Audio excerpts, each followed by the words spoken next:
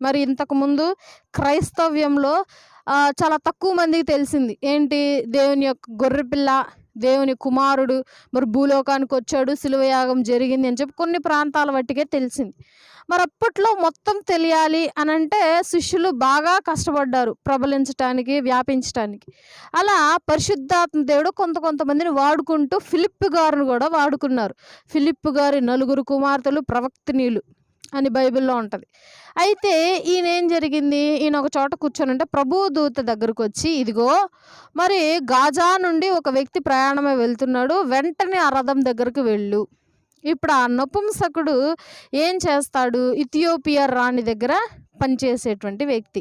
యెరూషలేమునకు యథావిధిగా వెళ్ళి ఆరాధన చేసుకొని దేవునికి తిరిగి వస్తూ రథంలో కూర్చొని యెషయా గ్రంథాన్ని చదువుతున్నాడంట ప్రయాణంలో. ఆ యెషయా గ్రంథం చదువుతుంటే ఏమి అర్థం కావట్లేదంట ఆయనకి. దేని గురించి